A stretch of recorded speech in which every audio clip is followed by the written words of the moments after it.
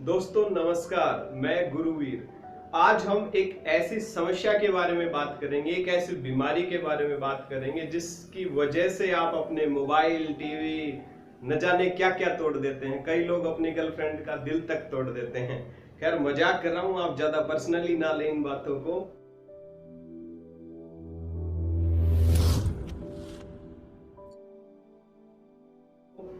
ये सब बीमारी क्या है? ये एक ऐसी बीमारी है, अगर एक बिजनेसमैन में आ जाए तो बना बनाया बिजनेस खत्म हो सकता है। दोस्तों, पति पत्नी के बीच में दरारें पैदा कर देता है, न जाने कितने विश्वसनीय रिश्ते तोड़ देते हैं, अच्छे खासे काम बनते बनते बिगड़ जाते हैं, लोगों की खुशियों में दरार पड़ जाती है, शादियों में विनाशक हो जाती है। ये चीजें जहां खुशियों का माहौल हो, अचानक किसी के अंदर अगर ये बीमारी हो तो माहौल एकदम से गर्मा गर्मी का बन जाता है। जी, आप सही समझ रहे हैं, मैं गुस्से के बारे में बात कर रहा हूं। दोस्तों, गुस्सा क्या है मैं समझ सकता हूं, ये आपकी गलती नहीं है। तो किसकी गलती है भाई? आपकी गलती है। अच्छा, हम बात करेंगे गुस्से के बारे में और वीडियो के लास्ट तक आज हम इस चीज को जड़ से खत्म करने वाले हैं। आप पूरा वीडियो देखें, ध्यान से देखें। आज इस चीज को पूरा हमने एनालिसिस किया है, गुस्सा किस वजह से आता है और गुस्सा खत्म कैसे करें। मैं समझता हूँ आप किस माहौल में रहते हैं, तरह तरह के लोग रहते हैं, शायद आपको गुस्सा दिला देते होंगे। आप ऐसा ही सोचते हैं ना? मैं एक कहानी से शुरुआत करता हूँ और फिर समझते हैं कि वास्तविकता में ये क्या चीज है, कहाँ से आती है, और जो भी है इसके बारे में समझेंगे। फिलहाल कहानी सुनते हैं हम। एक बार एक ट्रेन में बहुत सारे लोग बैठे होते हैं, सर्दियों का वक्त होता है, कोई कंबल ओढ़ के बैठा होता है, कोई मूंगफली खा रहा होता है, कोई हेडफोन लगा के म्यूजिक सुन रहा होता है। अचानक ट्रेन किसी स्टेशन पे रुकती है, वहां दो बच्चे आते हैं ट्रेन के अंदर, उसके साथ ही एक उसका पिता भी आता है। बच्चे अचानक क्या होता है, माहौल बदल देते हैं ट्रेन का। दोस्तों, हलचल पैदा कर देते हैं, कभी इधर भाग रहे हैं, कभी उधर भाग रहे हैं। जो ईयरलीड लगा के अपने म्यूजिक सुन रहा था, उसकी ईयरलीड लगा के बच्चे ने कान के मतलब शरारत करना शुरू कर दिया। देखते देखते एक को गुस्सा आया, उसने थोड़ा कंट्रोल किया, इग्नोर करने की कोशिश की। फिर क्या हुआ, जो मूंगफली खा रहा था उसके छिलके उठा के फेंकने लगे, खिड़कियां खोल खोल के देखने लगे।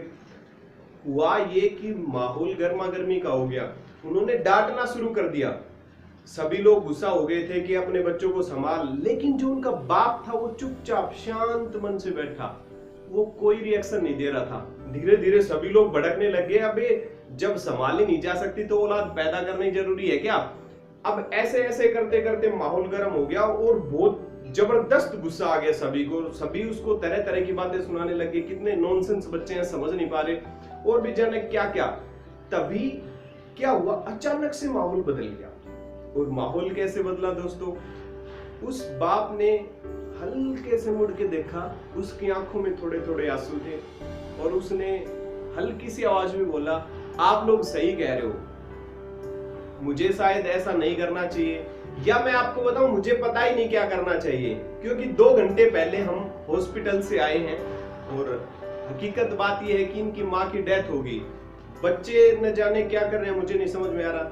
सच्चाई तो ये मुझे खुद ही नहीं पता कि मुझे क्या करना चाहिए। जैसे ये बात बोली, वहां का माहौल चेंज हो गया दोस्तों। वो बच्चे जब खिड़कियां खोल रहे थे तो लोगों को गुस्सा आ रहा था, लेकिन बाद में क्या हुआ, वहां बैठे लोग बच्चों को बुला बुला के, आ जाओ बेटा खेलते हैं, चलो देखो खिड़कियां खोल के देखते हैं। जो ईयरफोन लगा के म्यूजिक सुन रहा था वो खुद बुला के बच्चों को, लो ये गाना सुन के देखो, तुम्हें कौन सा गाना पसंद है। वहां बैठे सभी लोग बच्चों से प्यार करने लगे। अब आपसे एक बात पूछना चाहूंगा, बच्चे वही थे, सिचुएशन वही थी, अगर कोई बदली तो क्या बदली? परसेप्शन चेंज हो गया दोस्तों, हमारे सोचने और देखने का नजरिया बदल गया।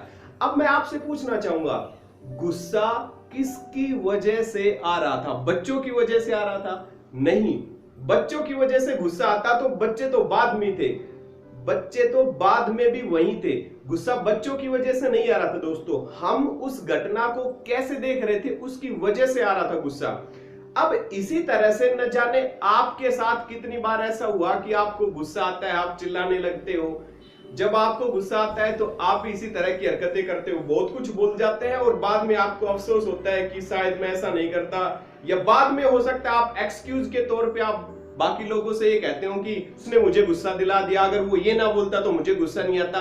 और पता नहीं कैसी कैसी घटनाएं होती हैं जब हर आदमी पीछे हट जाता है और वजह किसी और को बताता है कि उसने मुझे गुस्सा दिला दिया।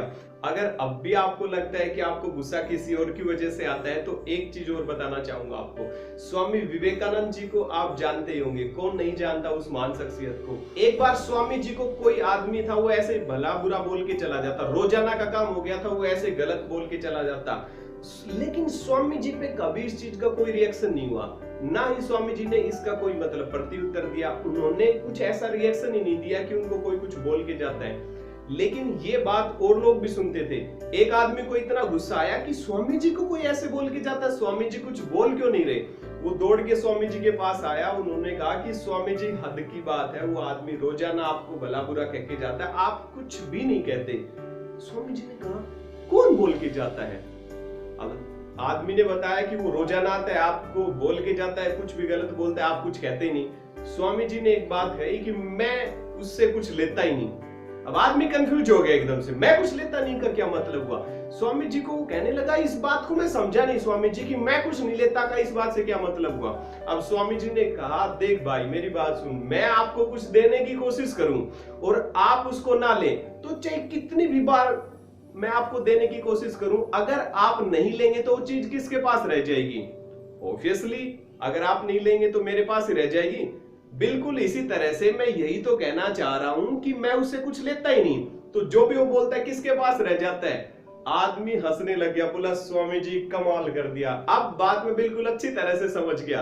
दोस्तों इस घटना से आप क्या समझते हैं, मैं आपको बताना चाहूंगा, या कहीं ना कहीं आप भी इस चीज को समझ गए होंगे। घटनाएं कैसी होती हैं मायने नहीं रखता, आप उस पे क्या प्रतिक्रिया देते हैं ये मायने रखता है। और किसी ने सच कहा था दिल के दरवाजे अंदर से खुलते हैं। ये आपकी चॉइस होती है कि आप किसी चीज को रिसीव करते हैं या नहीं करते। ठीक इसी तरह से अगर सामने वाले का कोई पर्टिकुलर रिएक्शन होता है तो ये अगले की गलती नहीं, आप पे डिपेंड करता है कि आप उस चीज को रिसीव करते हैं या नहीं करते।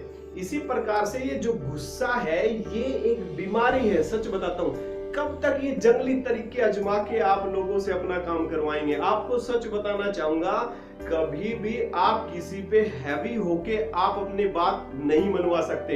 ये जंगली तरीके छोड़ दीजिए, इनसे कभी कोई फायदा नहीं होता। और सच बताऊं, अब भी आपके दिमाग में कोई वहम है कि ये बीमारी नहीं, तो मैं आपको चैलेंज करता हूं, इसको छोड़ के दिखाइए।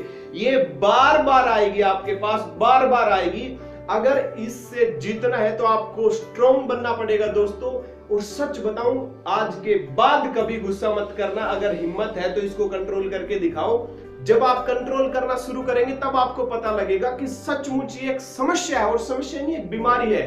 तो इसको जितना जल्दी हो सके इसको खत्म कर दो। और आज के बाद ये बिल्कुल कहना बंद कर दीजिएगा कि गुस्सा किसी और की वजह से आता है। दोस्तों ये आपकी एक मानसिक बीमारी बन सकती है, जल्द से जल्द इस चीज से दूर करें। मिलते हैं अगले वीडियो में, तब तक के लिए नमस्कार, जय हिंद, जय भारत।